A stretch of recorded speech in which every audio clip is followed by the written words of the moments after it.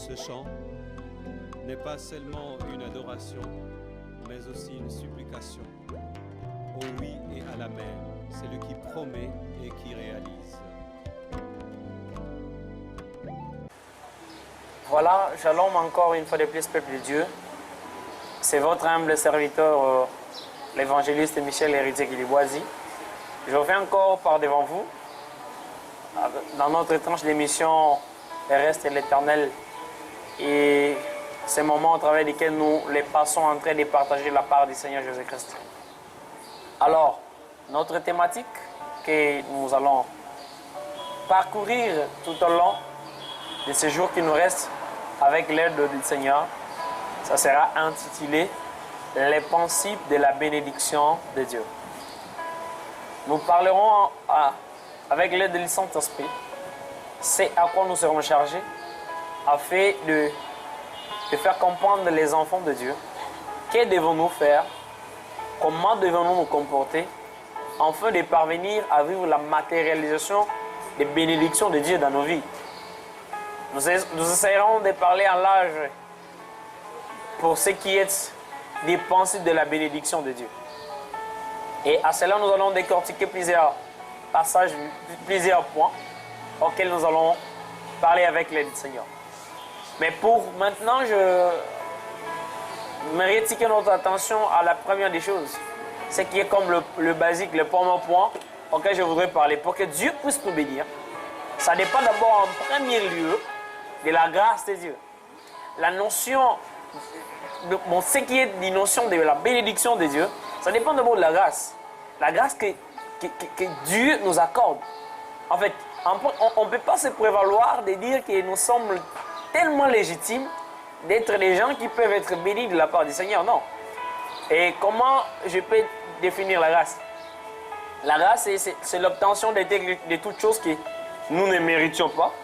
Et si nous parvenons à y avoir, c'est ce qu'on peut dire de la grâce de Dieu. Et nous avons des passages avec lesquels nous allons exploiter tout au long de notre émission. Le premier est celui de Samuel, chapitre 9. Je vais lire les 7 premiers versets. Également, je vais revenir sur le livre dans Samuel, chapitre 1er. Et je vais lire les 9 ou 10 premiers versets avec l'aide du Seigneur. Nous commençons avec 2 Samuel, chapitre 9. Je commence le premier verset jusqu'au 7e verset. La Bible dit ceci. David dit, « Restait-il encore quelqu'un de la maison de Saoul pour que je lui fasse du bien à cause de Jonathan? Il y avait un serviteur de la maison de Saoul nommé Tsiba, que l'on fit venir auprès de David. Le roi lui dit, « Es-tu Tsiba » Il répondit, « Ton serviteur. » Le roi dit, « Y a-t-il plus personne de la maison de Saul pour que j'eusse envers lui de la bonté de Dieu? » Et Tsiba répondit au roi, « Il y a encore un fils de Jonathan, perclus de pieux. » Le roi lui dit, « Où est-il? » Et Tsiba répondit au roi, « Il est dans la maison de Makir, fils d'Amiel, à Lodébar. » Le roi David l'envoya chercher dans la maison de Makir, fils d'Amiel, à Lodébar. Et Mephbosheth, fils de Jonathan, fils de Saul, vint auprès de David, tomba sa face et se prosternant. David dit, Mephbosheth. Il répondit, mais voici ton serviteur. David lui dit, ne crains point, car je vais te faire du bien.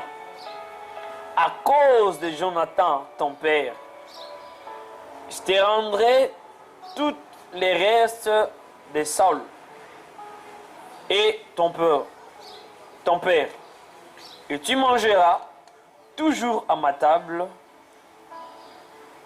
Parole du Seigneur. J'avais dit que nous allons parcourir des versets. Les premiers versets que nous allons de lire, c'est celle de 2 Samuel, chapitre 9, les 7 premiers versets. Ici, on nous présente l'histoire d'un jeune homme. Il s'agit ici des personnages de ce texte, il s'agit ici de David. On nous parle de Tiba, on nous parle de Makir, on nous parle de Mephbosheth, mais c'est lui à qui la grâce est adressée en ces lieux. Il s'agit de Mephbosheth. Mais qui fit Mephbosheth? Mephbosheth, en premier lieu, ce que je vais nous faire comprendre que Mephbosheth fit emboîter. C'est quelqu'un qui ne pouvait pas, au travers de son infirmité, la loi qui a été surgie en Israël, c'est que quand David a eu à conquérir le pouvoir, si vous lisez 2 Samuel chapitre 2, vous allez voir qu'il s'est rencontré avec des boiteux qui se sont levés contre David. Et il a opté une loi en disant que désormais les aveugles et les boiteux iront à l'Odébar. Ils n'auront plus accès à accéder là où tout le monde pouvait vivre au capital. C'est-à-dire, Mephbosheth, c'est un rejeté. C'est quelqu'un qui a été condamné par la loi. Ce que j'aimerais dire à quelqu'un au travers de ces messages, que la grâce vient pour t'immuniser là où la loi t'a condamné. Même s'il y a des principes, il y a des suggestions qui étaient optées dans ta famille. Même si tu fais partie d'une famille à qui on a dit que les jeunes hommes ne pourront jamais réussir, je t'annonce et je te déclare à travers ces messages que tu seras élevé, tu seras béni, tu seras riche, tu seras prospère au nom précieux du Seigneur Jésus-Christ. En fait, la grâce que nous avons, la personne de Jésus qui est mort sur la croix de Golgotha, il est venu pour abolir ces lois qui surgissaient sur nous. Je me suis informé à une personne que la grâce de Dieu vient pour abolir les lois. C'est ce que je te disais tantôt. Parce que c'est David lui-même qui a établi la loi en disant que personne de boiteux ni aveugle ne peut plus accéder au capital là où moi je vis. Pourquoi? Ce sont des gens qui se sont levés en inimité avec David. Et David s'est décidé, il s'est dit non. Désormais, ces gens ne peuvent plus y être là où moi je règne. Mais tu peux être là, la famille t'a abandonné, on t'a dit désormais, c'était même ton père qui était le propriétaire des biens. Mais les membres de la famille sont venus s'accaparer en disant personne ne peut plus venir ici. Je t'annonce qu'il y a la grâce de Dieu qui va te localiser, qui va te repositionner, qui va te donner encore ce statut que le monde a ôté de toi. Oui, je viens t'annoncer, je prie et je le déclare sur ta vie. La grâce de Dieu va venir te positionner là où le monde t'a dépositionné. C'est-à-dire, les statuts que tu avais auparavant, à qui le monde est venu et t'a déchu de cela. Au travers de ces messages, je vais t'annoncer que Jésus-Christ va te restaurer. Il va te rétablir. Ce travail que tu avais, mais les lois de ce monde ne t'ont pas permis d'y demeurer en ce poste. Je t'annonce par ce message que la grâce va te repositionner. Oui, ce mariage, tu l'auras. Le Seigneur fera en sorte que, même si ils ont pu monter combien que ton mari puisse te quitter, mais je t'informe que la grâce va lui faire revenir vers toi. Et tu vivras la stabilité dans ton foyer. Tu vivras une aisance dans ton couple comme plus auparavant. Parce que Dieu décide de faire voir ta grâce, sa grâce sur ta vie, et toi, tu seras rayonné de grâce. La Bible me dit qu'une fois que la grâce est surgie sur Mephbosheth, et il n'était plus quelqu'un qui pouvait vivre à l'Odébar, mais il devrait revenir vivre au palais royal. Non seulement qu'il est vivre au capital, mais il va monter et revivre au palais royal là où il était. Il y a des gens qui se posent des questions. J'avais une bonne vie. C'est pas comme ça que moi j'ai mené ma vie. En fait, j'étais à l'aise. Comment les choses se sont tournées mal vers moi. Il y a des gens qui se disent, il y a des situations, des phénomènes qui se sont seulement faits pour moi, afin que je sois dans des conditions pareilles pour que je ne puisse plus me retrouver. Tu commences à te dire, est-ce que je peux même parvenir à vivre dans des miettes? Bien-aimé, laisse-moi te dire que l'amour de Dieu est comme l'enfant prodige. Vous voyez, quand il cherche même à rentrer chez son père, vouloir vivre même dans une vie où il va manger des miettes, le père les repositionne en qualité de fils. Moi, je t'annonce et je te déclare que comme tu rêves même parvenir à vivre les miettes de ce que tu vivais, mais je t'annonce que Dieu va te repositionner. Dieu va te stabiliser. Dieu va t'amener encore à ce stade où il avait déclaré, où il avait décidé de vivre avec toi. C'est ça la grâce de Dieu que je veux venir t'annoncer. Mais, hélas, je te disais que la grâce est quelque chose que l'on obtient sans notre effort. La grâce, c'est quelque chose que l'on obtient et qu'on n'y méritait pas. La grâce, c'est quelque chose qu'on obtient à qui on ne pouvait pas s'entendre. Oui, quelqu'un comme Mephibosheth ne pouvait plus s'entendre parce que son père n'était plus roi. En fait, leur famille était privée de la royauté. C'est une autre famille qui était appelée désormais à régner. Il n'avait plus l'accès à se prévaloir quelqu'un qui pouvait être immunisé par la loi parce qu'il n'était plus de la famille royale. Mais ce qui est le plus important est que comme Dieu voulait lui faire du bien, lui-même David a dit que Dieu, je vais lui faire le bonheur de Dieu. C'est la bonté de Dieu que je vais en faire de celui qui est resté de la famille de Mephibosheth. Celui qui est resté ici de Jonathan. Maintenant, qui est Jonathan? Qui est Jonathan? Qui est Jonathan? Bien-aimé, je voudrais nous expliquer une chose. Pour accéder à la grâce de Dieu, la première des choses, nous devons être issus de Jonathan. On se comprend. Il y a des gens qui commencent à se poser des questions. Est-ce que nous allons entrer dans la Bible pour être maintenant de la famille de Jonathan, pour être repositionné par la grâce de Dieu? Maintenant, qui est Jonathan? Jonathan, c'est celui qui a fait alliance avec David. Si vous rentrez, vous allez comprendre que Jonathan, c'est lui qui a fait révéler à David. Il lui a dit, voilà, il y a maintenant certaines manigances qui est contre toi. Et désormais, tu dois fuir. Donc, c'est Jonathan qui vendait des plans à David. David fait ceci pour sauver David. Donc, c'est Jonathan qui a fait alliance avec David. Et c'est cette alliance qui a fait en sorte que Mephibosheth puisse venir s'en procurer et jouir de la grâce de Dieu. Dans notre vie, nous étant enfants de Dieu, maintenant nous faire comprendre que déjà ici, David, c'est Dieu. Et Jonathan, c'est Jésus-Christ. Nous sommes de Mephibosheth.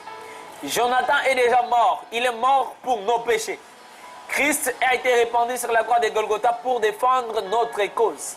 Maintenant, l'alliance que lui a traitée avec son Père, l'alliance que lui a traitée avec le Père, c'est cette alliance qui va nous immuniser afin d'être repositionnés et vivre la gloire de Dieu.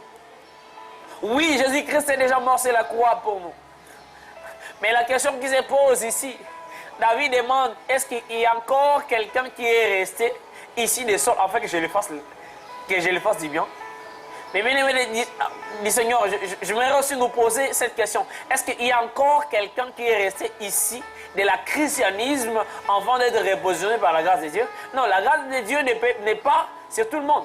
Ce n'est pas aller à l'église que tu peux t'appeler chrétien. C'est peut-être les gens qui sont près de toi qui t'appellent chrétien.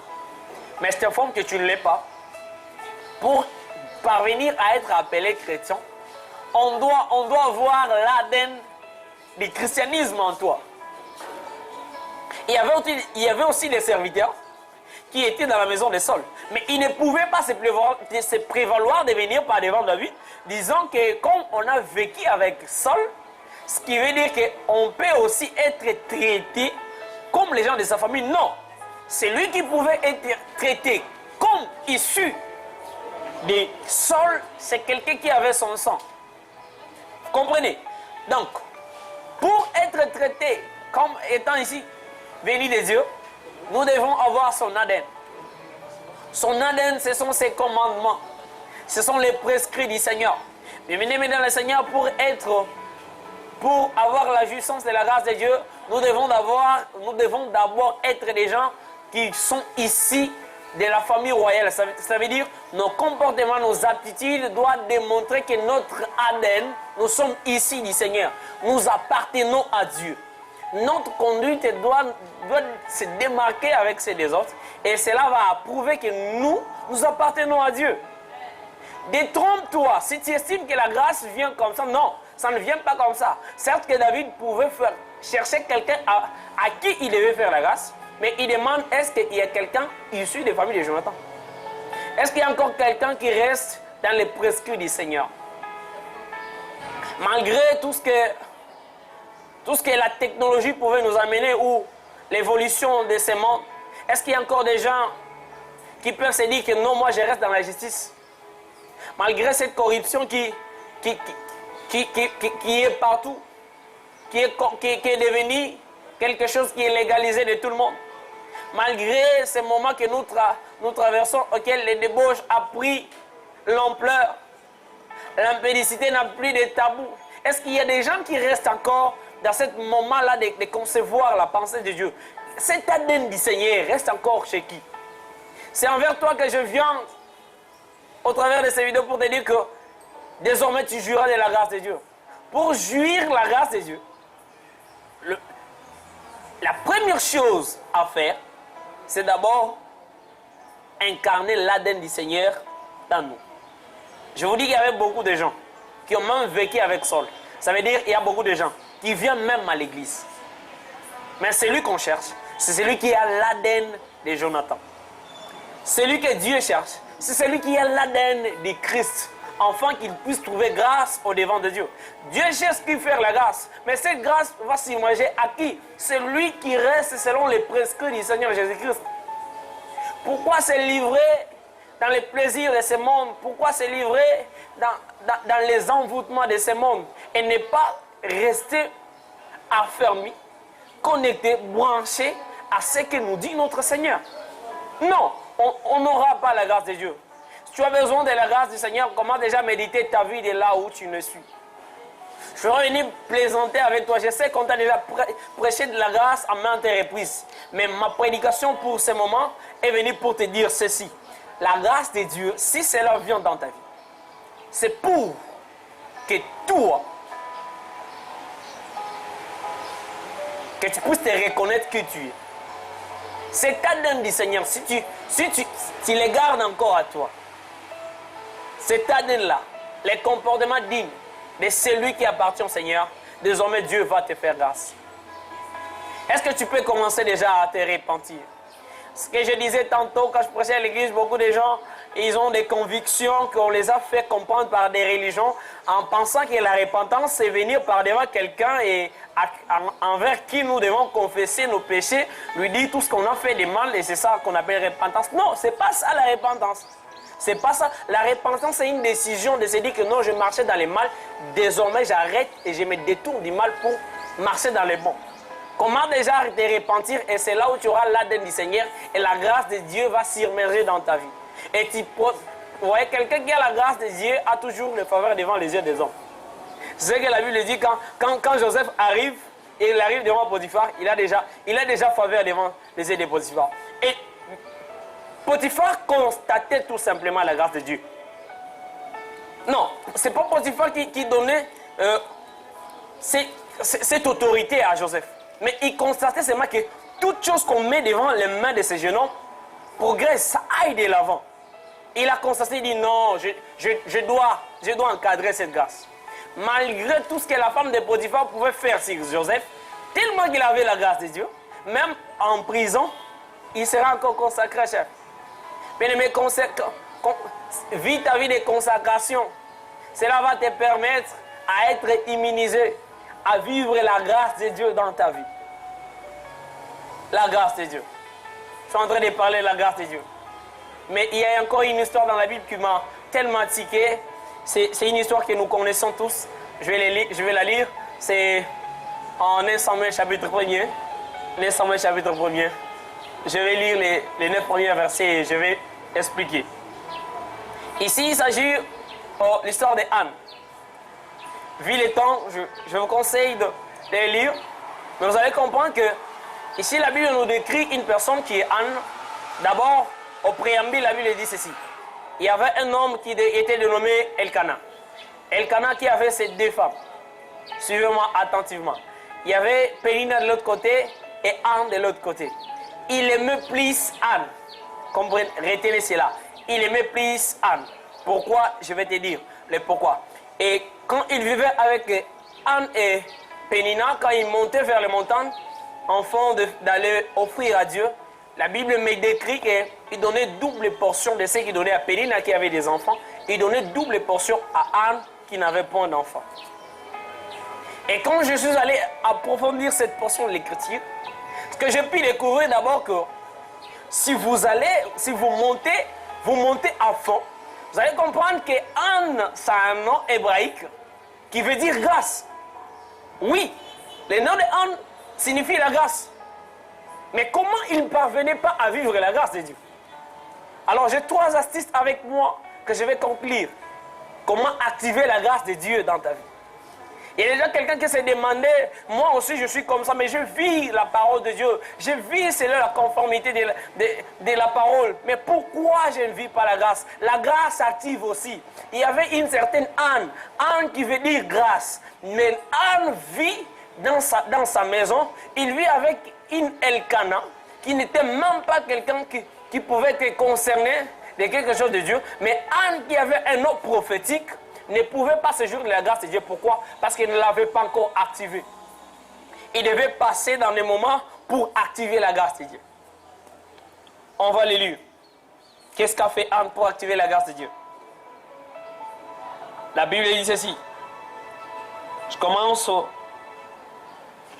déjà le 2e verset. La Bible dit, et je commence même le 1er verset. Il y avait un homme retenant Tophine de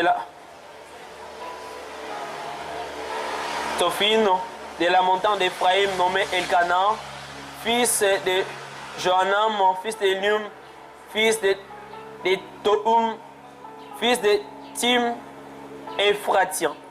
Il avait des femmes, dont l'une s'appelait Anne et l'autre Pénina. Pénina avait des enfants, mais Anne n'en avait point. Chaque année, cet homme montait de sa ville à Silo pour adorer l'Éternel des armées et pour lui offrir des sacrifices. Là se trouvaient les 2 fils d'Élie, Ophni et Phiné, sacrificateurs de l'Éternel. Les jours où Elkana offrit son sacrifice, il donna des portions à Pénina, sa femme, et tous les fils et toutes les filles qu'il avait d'elle. Mais il donna à Anne une portion double, car il aimait Anne, que l'Éternel avait rendu stérile. Sa rivale lui rendait des mortifications pour ce qu'il était stérile. Il s'irritait de ce que l'Éternel l'avait rendu stérile. Et toutes les années, il en était ainsi. Chaque fois qu'on montait à la montagne de l'Éternel, Pénina la mortifiait de la même manière. Alors elle plaira et elle mangea point. Elkana son mari lui disait, Anne, pourquoi plaires-tu et ne manges-tu pas? Pourquoi ton cœur est-il attristé? Est-ce que je ne vaux pour toi que 10 fils? Écoutez, je suis maintenant arrivé là où je venais.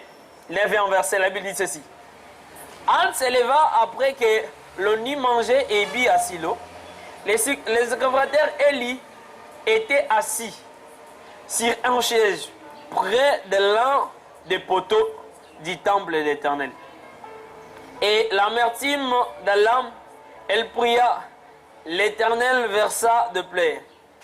Et elle fit enlever en disant, Éternel des armées, si tu daignes regarder l'affliction de ta servante, si tu te souviens de moi, n'oublie pas ta servante. Si tu donnes à ta servante un fils, je les consacrerai à l'Éternel pour tous les jours de sa vie, et les rasoirs ne passera point sur ta tête. Je compte me limiter par là. Maintenant, comment activer la grâce de Dieu? Je te disais tantôt que Anne, c'était une femme qui était d'abord, son nom était un nom prophétique qui traduisait déjà la grâce, mais il ne vivait pas cette grâce. Il ne vivait pas cette grâce. Pourquoi? Parce qu'il devait l'activer. La première des choses pour activer la grâce de Dieu dans notre vie, c'est que nous devons augmenter notre vie de prière. Bien évidemment, le Seigneur, quand tu sais déjà que tu viens en conformité avec Dieu, la Bible me dit une chose, prier sans cesse. Vous allez comprendre, même avant l'avènement du Fils de l'homme, quand il était avec ses serviteurs, il les apprenait toujours à prier. Il a dit, vous n'avez pas même pu veiller avec moi 1 heure. Donc, la veille du Seigneur a fait et que nous puissions veiller, que nous puissions vivre une vie de prière constante. Pour activer la grâce de Dieu dans notre vie, nous devons être des gens qui sont fervents dans la prière. La grâce de Dieu s'active par notre vie de prière. C'est ça la première des choses. La deuxième des choses, c'est que nous devons voir Dieu en première position. Vous voyez, la première personne qui est venue décourager Anne, c'est son mari Elkana. Il commence à dire, écoutez Anne, moi qui est devant toi là, je ne veux pas dire fils que moi ton mari. Bien aimé, il y avait une chose. Quand nous venons à l'église, nous ne sommes pas les mêmes. Chacun a son camp. Les cas de Anne étaient différents de Elkana. Pourquoi? Elkana était déjà père des enfants. Malgré qu'il était le mari de Anne, mais Anne n'avait pas d'enfant. Donc Anne devait rester constant en train de regarder son Dieu. La troisième des choses est, pour activer la grâce de Dieu, nous devons faire des prières complémentées par des vœux. Quand tu pries déjà Dieu et que tu lui fais des promesses, Seigneur, si tu me bénis, je vais faire ça pour toi. Bien-aimé, derrière ces prières-là, l'accomplissement est plus que l'évidence, je pouvais dire. Parce que vous allez comprendre que c'est quand ce jeune homme promet à Dieu, il dit, Dieu, je pars me battre et de mon retour, je t'offrirai tout ce qui viendra en premier lieu pour moi. Et Dieu a fait qu'il puisse toujours vaincre ses combats. En guise de quoi? Lui aussi a offert à Dieu, malgré que c'était sa fille, qui pouvait venir vers Jordan. Je lui ai dit, j'ai déjà fait le vœu avec le Seigneur, je dois l'offrir. Bien-aimé, fais des prières avec des vœux. Commencez à promettre à Dieu. Dieu, quand tu vas me donner ce boulot, je ne manquerai jamais à donner la dîme. Seigneur, fais-moi aussi un milliardaire, un millionnaire, je ne manquerai jamais à soutenir ton œuvre. Commence déjà à faire ce genre de prières, ces déclarations-là. Je te disais tantôt qu'il faut être fervent dans la prière. Il faut être constant en train toujours de regarder Dieu. Anne, même si Élie pouvait lui dire, jusqu'à quand tu laisseras tes vents, pourquoi tu viens t'enivrer dans la présence de Dieu? Anne ne pouvait pas voir même les sacrificateurs. Il reste constant dans la prière. Il reste attaché à la prière jusqu'à ce qu'il verra la gloire de Dieu. Et il ne suit même pas les sacrificateurs. Il dit, c'est pas l'ivresse qui me fait ça. Mais c'est l'affliction qui est dans mon corps. Ce que la Bible dit, la Bible parle en Jacques, si ma mémoire est bonne, Jacques chapitre 4, verset 9, la Bible dit que quand tu es dans la souffrance, il faut réfléchir. Il faut sentir ta misère. La Bible dit en Job, chapitre 5, verset 6, la Bible dit ceci, que la souffrance ne gêne pas du sol. Ça a de l'origine. Certainement, il y a quelque part que cela a commencé. Et ça demande juste que tu sois fervent dans la prière, que tu puisses plus te donner à consacrer ta vie de prière, et tu verras la gloire de Dieu. je vais prier avec toi, je vais prier avec toi. Je cite en train de faire une prière avec toi. Mais la prière que je vais commencer à prier, je vais d'abord, avant que je puisse commencer à prier, je fais un appel. L'appel que je fais, c'est quelqu'un qui veut vivre la grâce de Dieu. Je te dis en premier lieu, pour vivre la grâce de Dieu, tu dois appartenir à Dieu. Tu dois abandonner cette vie de péché, être consacré au Seigneur. Est-ce qu'il y a quelqu'un qui est prêt à abandonner tout et être attaché du Seigneur? Je vais prier ensemble avec vous. Étant Dieu de gloire, je laisse la vie de mon frère, ma sœur, avec lui qui a entendu ton message, mon Dieu, et il s'est décidé de tout abandonner, de t'appartenir, toi, Seigneur Jésus-Christ de Nazareth. Seigneur, j'aimerais que tu sois les dieux de sa vie, que tu te manifestes puissamment. Il veut vivre ta grâce. Seigneur, il abandonne le monde afin de t'appartenir. Seigneur Jésus, révèle ta grâce dans sa vie. Fais-le rayonner de ta grâce partout où il passera, qu'il soit rayonné de ta grâce et qu'il ait toujours des faveurs aux yeux des hommes. La deuxième catégorie des gens que je vais prier avec sont des gens qui cherchent maintenant à vivre la grâce de Dieu. Des gens qui vivent dans la présence de Dieu, mais qui veulent activer cette grâce de Dieu. Je vais prier ensemble avec vous. Seigneur, je prie en faveur de mon frère et ma soeur. Ça fait des temps et autres. Il y a des prophéties qui ont été dites dans sa vie. Seigneur, il y a des gens qui ont parlé de lui. Seigneur, on lui a prédit de bonnes choses à qui il ne parvient pas à les vivre. Mon Dieu, je prie que tu lui donnes encore la force de rester fervent dans la prière. Parce que la solution que tu as prévue pour lui n'est cachée que dans la prière. Mon Dieu, donne-lui encore la force de demeurer dans sa présence, afin de vivre cette grâce que tu as réservée dans sa vie. Christ Jésus, j'aimerais que tu puisses l'amener dans des moments favorables où il va vivre ta présence et que ta grâce rayonne dans sa vie. Père éternel, voilà sa prière. Il commence déjà à prier. Seigneur, il commence à faire une prière avec des promesses. Il te promet, Seigneur Jésus, quand tu vas les bénir, il sera toujours à toi. Il te promet, mon Dieu, quand tu vas lui donner ses boulots, il sera fidèle dans ses dîmes. Seigneur, il te promet quand il va émerger dans ses commerces. Seigneur Jésus, il sera fidèle dans tes dîmes et des offrandes. Mon Dieu, bénis-les. Bénis-les par ces vœux qu'il fait par devant toi. Bénis-les. Établis ta fidélité, toi, les dieux de la Bible. Manifeste ta grandeur, toi, le Tout-Puissant. Par le précieux nom du Seigneur Jésus-Christ de Nazareth. Amen. Voilà, très chers bien-aimés dans le Seigneur, c'est votre étrange de l'émission Les Restes de l'Éternel. Nous sommes divisés sur les antennes d'Espoir Télévision. Par la grâce de Dieu, Dieu nous a fait grâce. On s'est côtoyé avec les noms de Dieu. C'est déjà Patrick qui nous a fait faveur de passer par devant vous pour vous faire parvenir ces messages. Nous sommes aussi diffusés sur notre chaîne YouTube Équipe TV. Pour ceux qui ne le savent pas, abonnez-vous massivement à d'autres tranches d'émissions et d'autres vidéos avec lesquels nous partageons la part du Seigneur. Vous allez trouver là-dessus. Notre numéro de contact, c'est plus 243 82 711 41 82. Je disais plus 243 82 711 41 82. Sur Facebook, ceux qui veulent nous écrire sur Facebook, notre adresse, notre page officielle, c'est Héritier Kiliboisi Michel. Quand vous allez écrire, nous serons en contact. Sur Instagram, c'est Michel Héritier Kiliboisi. Ceux qui sont sur Twitter, écrivez-nous également, c'est Héritier Michel. Nous battons à être toujours connectés. Les numéros qu'on vous a confiés, ça y est aussi sur WhatsApp. Notre adresse mail, c'est herimichel3@gmail.com. Que Dieu vous bénisse. Nous serons encore là. Notre thématique que nous avons commencé aujourd'hui, le principe de la bénédiction de Dieu. Aujourd'hui, nous avons exploité seulement la grâce. Les jours à venir, avec l'aide du Seigneur, on aura à exploiter d'autres choses. Que Dieu vous bénisse. Shalom.